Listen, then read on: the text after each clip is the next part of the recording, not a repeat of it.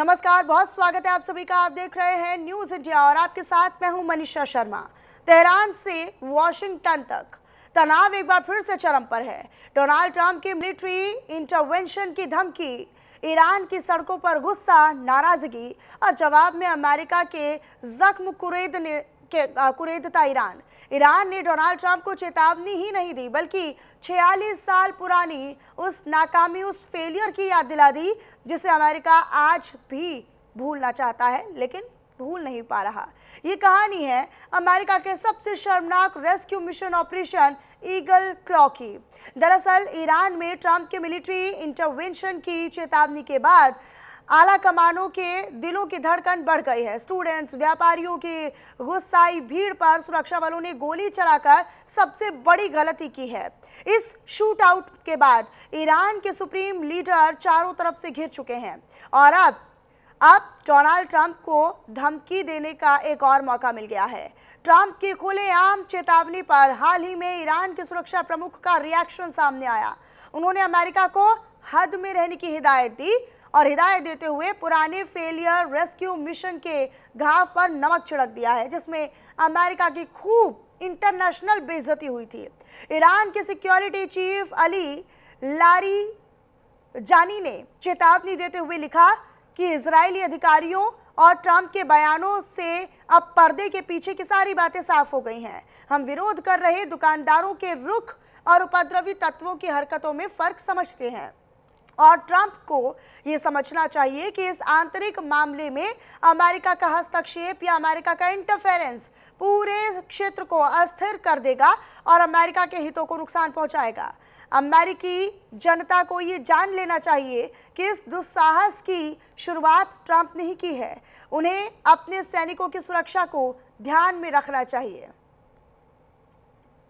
हालांकि अमेरिका का fail mission क्या था वो आपकी टीवी स्क्रीन पर हम लगातार दिखा रहे हैं। अमेरिका ने मिशन को ऑपरेशन ईगल क्लॉ नाम दिया था। 1980 का ये 1979 और 80 के बीच का ये समय था जब किस तरीके से एक चरम पर विद्रोह ईरान में चल रहा था और ऐसा मिशन अमेरिका का जो गोलियों से नहीं बल्कि धूल से हार गया था। रेगिस्तान की धूल ने उस पूरे मिशन को फेल कर दिया, नाकाम कर दिया और फिर अमेरिका के उस मिशन को मुंह की खानी पड़ी थी। हालांकि ईरान ने अपनी नेशनल टेलीविजन पर उसको पूरी प्रमुखता के साथ उस मिशन के फेलियर को दिखाया और इसके बाद एक इंटरनेशनल बेइज्जती के तौर पर अमेरिका के इस मिशन को देखा जाने लगा।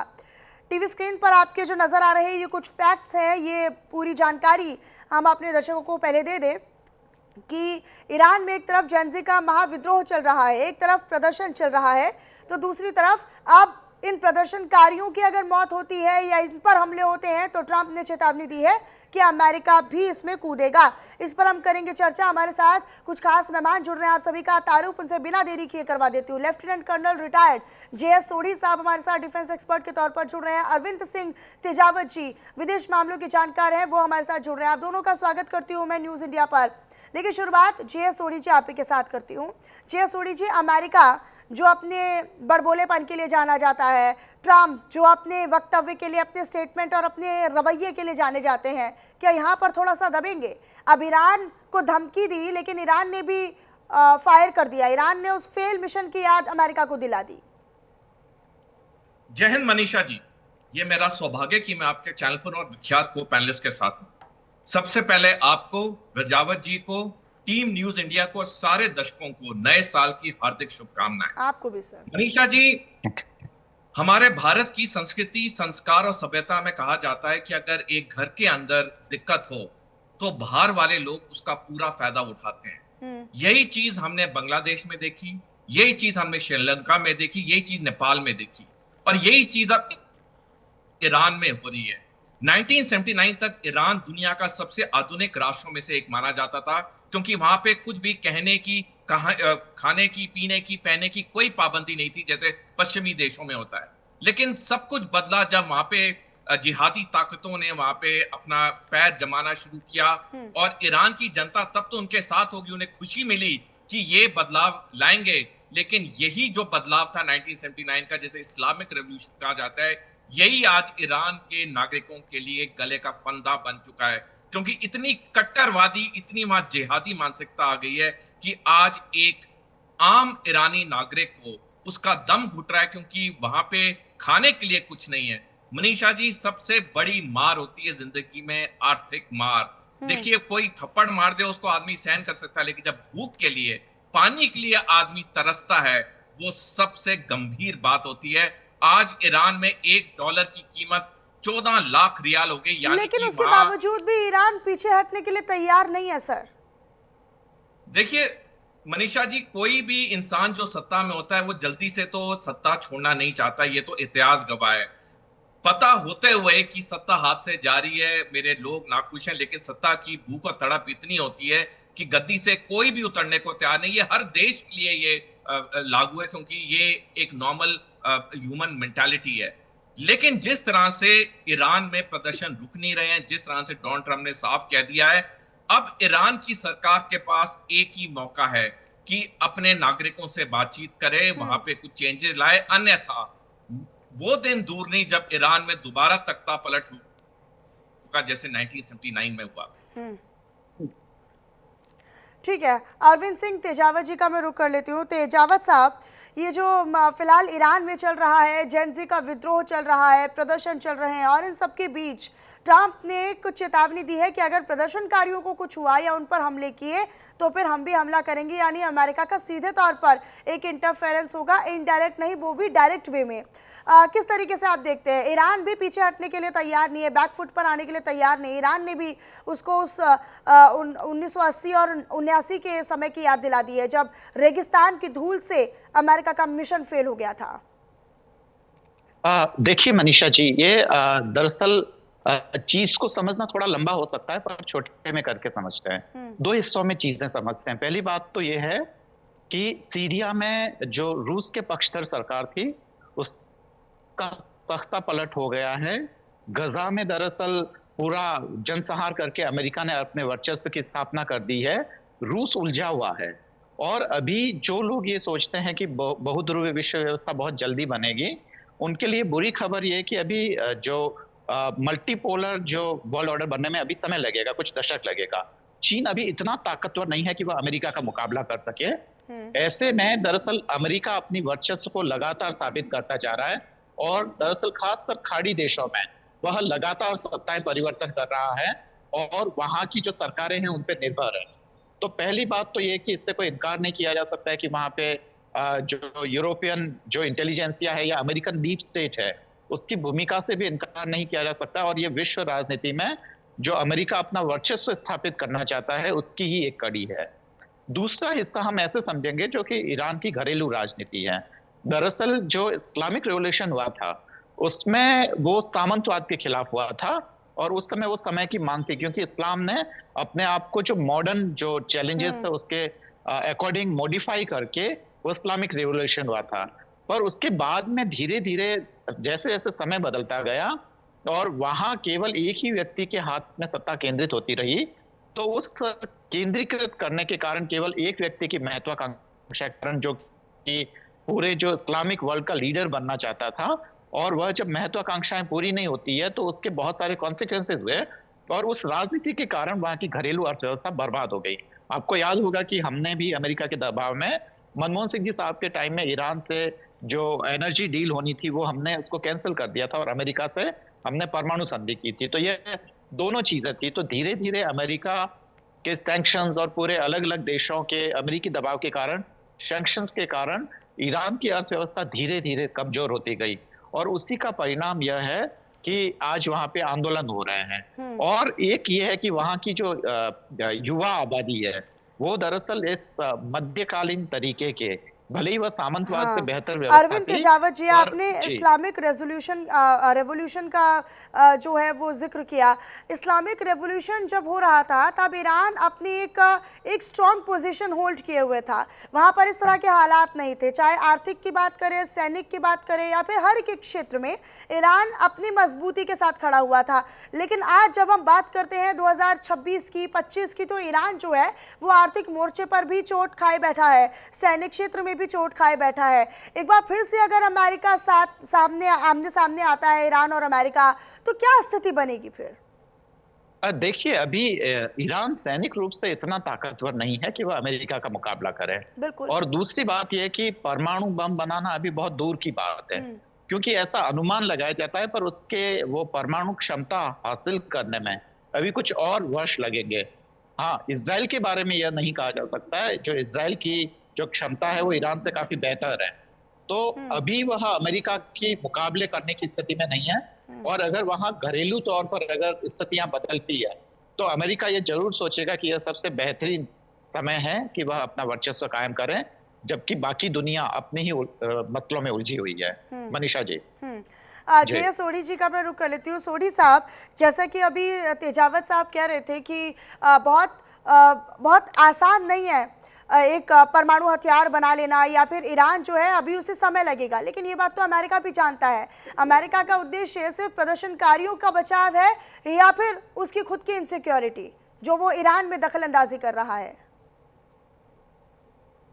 देखिए मनीषा जी, अमेरिका के लिए सबसे बड़ा दुश्मन आज की तारीख में ईरान है। जो 4 दिसंबर को अमेरिका की नेशनल सिक्योरिटी स्ट्रेटेजी रिपोर्ट सार्वजनिक की गई, उसमें साफ लिखा है कि अमेरिका का दुश्मन अब रूस और चीन नहीं है, उसका दुश्मन ईरान है। तो ये तो अमेरिका को बैठे बिठाए एक मौका मिल गया ईरान में हस्तक्षेप करने का। अगर ईरान की सरकार अपने नागरिकों के साथ बातचीत करके इस मसले को नहीं हल करती है तो अमेरिका तो खुशी खुशी वहां पे कूदेगा, जिसके संकेत साफ डोनाल्ड ट्रंप ने दे दिए हैं। तो ये जो मैंने पहले कहा कि अगर एक घर के अंदर दिक्कत हो तो बाहर के लोग फायदा उठाते हैं, और यही चीज अमेरिका पूरी तरह करने को तैयार है। क्योंकि मध्य पूर्व में या मिडिल ईस्ट में आज अमेरिका के लिए कोई चुनौती है तो वो सिर्फ और सिर्फ ईरान है। हमने देखा किस तरह से ईरान तीनों एच को, हमास, हिजबुल्लाह, हूती को पूरी तरह से समर्थन करता आया। ये जो तकरीबन 2 साल तक ये लंबी हमास इजराइल युद्ध चली, इसमें चाहे हमास हो या हिजबुल्लाह हो या हूती हो, इन्होंने किस तरह से इजराइल पे बार बार वार किए, और इनके पीछे तो पूरी ताकत ईरान थी। तो अमेरिका जानता है कि अगर ईरान की कट्टरवादी सरकार को बदल दिया गया तो ईरान की जो भी नई सरकार आएगी वो पूरी तरह से प्रो अमेरिका होगी, या उसका पूरा झुकाव अमेरिका की तरफ होगा, जैसे 1969 से पहले था, जब शाह ऑफ ईरान था जो कि अमेरिका का एक बहुत अटूट मित्र था। तो अमेरिका इस मौके को हाथ से नहीं जाने देगा।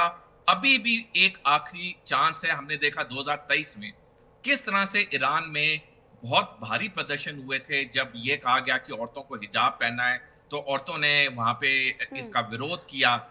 मनीषा जी, मैं 2023 में मैं मलेशिया गया, वो भी एक अच्छा सर, क्योंकि आपने नेपाल, बांग्लादेश का जिक्र किया, वहाँ पर भी हम प्रदर्शन देख रहे हैं, युवाओं के बीच में, जेनजीज के बीच में एक विद्रोह की स्थिति हमने देखी, और वहाँ पर तख्ता पलट कैसे हुआ वो भी हमने देखा। पॉलिटिकल एंगल और सोशल एंगल से भी अगर हम देखें तो वहाँ पर भारी नुकसान हुआ है दोनों ही देशों में। फिर आते हैं हम ईरान पर। ईरान में भी कुछ जेनजी या फिर जो युवा हैं वो प्रदर्शन कर रहे हैं, प्रदर्शनकारी वहाँ पर लगातार सड़कों पर है, विद्रोह के रूप में आ रहे हैं।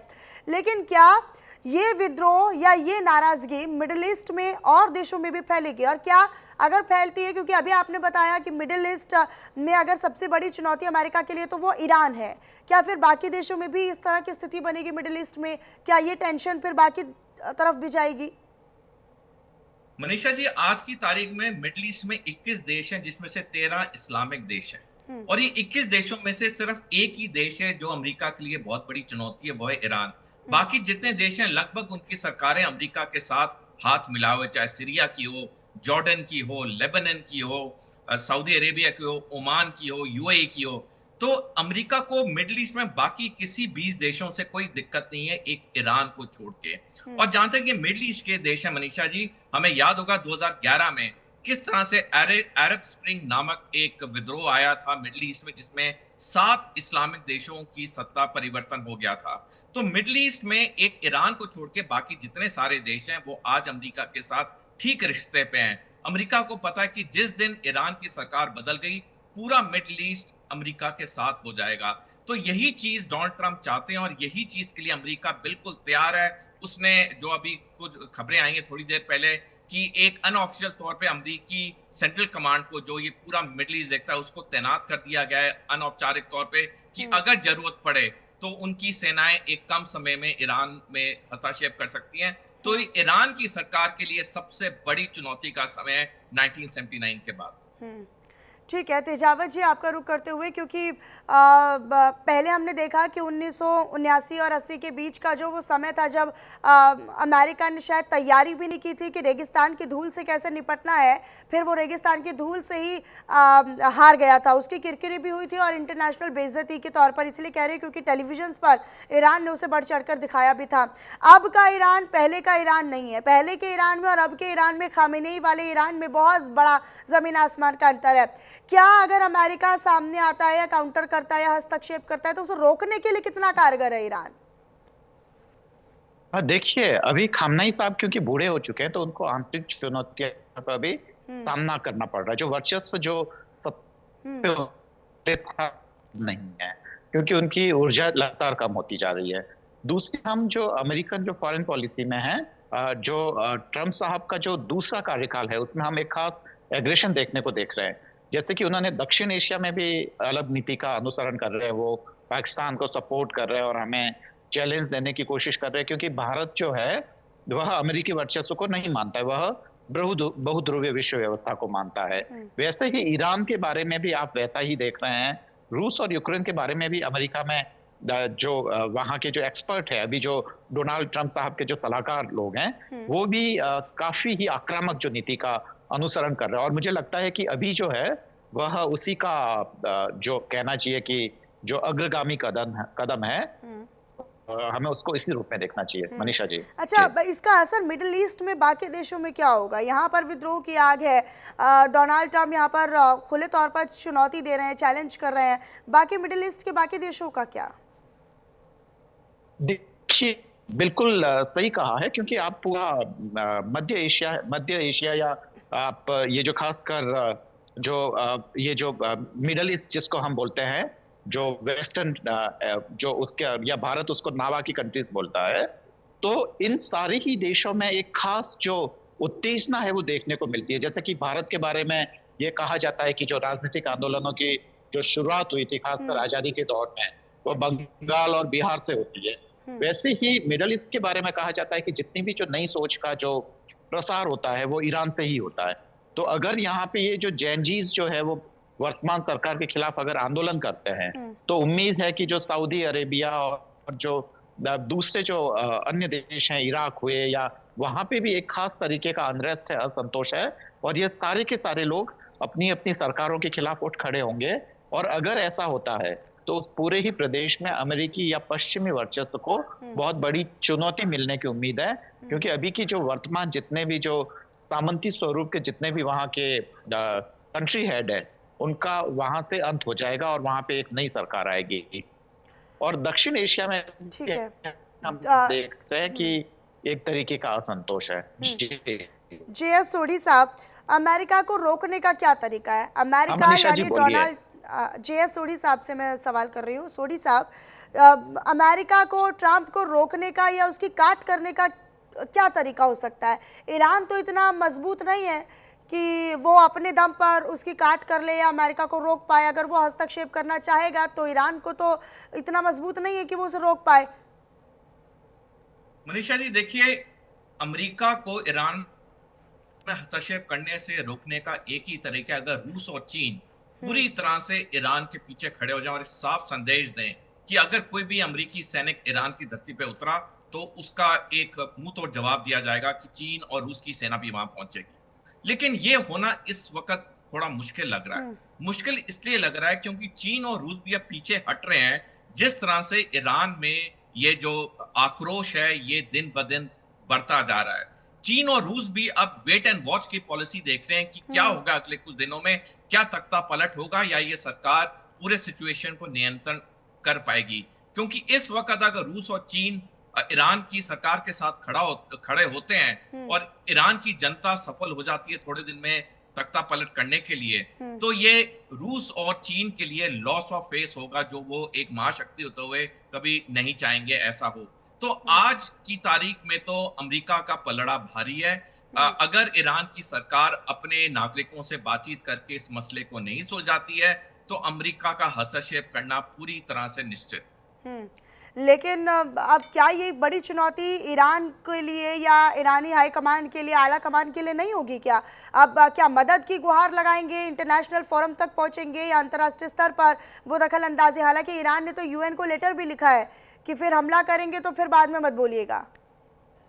मनीषा जी देखिए, ईरान की सत्ता या ईरान की सरकार तो कभी नहीं चाहेगी कि उनकी कुर्सी जाए, कोई भी नहीं चाहेगा, मैं भी नहीं चाहूंगा अगर मैं कुर्सी पे बैठूंगा। तो ईरान की सरकार तो हर मुमकिन कोशिश करी है, यहाँ चिट्ठियां लिखना, संयुक्त राष्ट्र को चिट्ठियां लिखना, लेकिन चिट्ठी लिखने से अब कुछ नहीं होगा, क्योंकि जब जन सैलाब आता है उसके सामने कोई चिट्ठी, कोई इंटरनेशनल संधि, कोई कुछ काम नहीं करती, क्योंकि जनशक्ति दुनिया में सबसे बड़ी शक्ति होती है। और इस वक्त पूरा जो ईरान का नागरिक है वो अपनी सरकार के खिलाफ है। तो बजाय ईरान को यहाँ पे चिट्ठी लिखने के, वहां पे दूध भेजने के अलावा उसे अपने नागरिकों से बातचीत करनी चाहिए। और जो इतने प्रतिबंध लगाए हैं, ना ये वो कुछ खा सकते हैं, ना पी सकते हैं, कपड़े पहनने पे, पिक्चर देखने में, हर चीज पे वहां पाबंदी है। ये पाबंदियों को हटाना होगा, तभी जाके ईरान की जनता संभलेगी और ये प्रदर्शन बंद करेगी। देखिए मनीषा जी, जब हम किचन में खाना बनाते हैं प्रेशर कुकर में, अगर प्रेशर बढ़ता जाता है कुकर में और वो प्रेशर का वॉल्व जो है या सीटी अगर वो नहीं, उससे प्रेशर निकलता है, तो एक वक्त आता है वो कुकर फट जाता है। यही चीज ईरान में हो रही है। जो 1979 से लेके आज तक उन्होंने अपनी जनता को दबाया, प्रेशर कुकर की तरफ जनता। लेकिन अब ईरान बाकी देशों या अमेरिका या ट्रंप से कमजोर नहीं हो रहा है, वो अपनी गृह कलेश की स्थिति से, गृह युद्ध की स्थिति से ज्यादा कमजोर हो रहा है और टूट रहा है। और यही वजह है कि फिर वो अब सामना करने की स्थिति में भी नहीं है। ठीक है, मैं अब तेजावत जी का रुख कर लेती हूँ। तेजावत जी, चाइना रूस साथ में आए, ये मुमकिन अभी इस समय तो नहीं लगता है कि ईरान भले ही लेटर लिख ले यूएन को, या फिर उसको अगर सपोर्ट की ज़रूरत है तो क्या बाकी देश वाकई में ईरान के सपोर्ट में खड़े होंगे? अभी की स्थिति क्या बताती है, समझ में क्या आता है? देखिए मनीषा जी, इसकी उम्मीद तो बहुत ही कम है कि चीन या रूस जैसे देश हैं वो ईरान के पक्ष में खुले तौर पर आएंगे।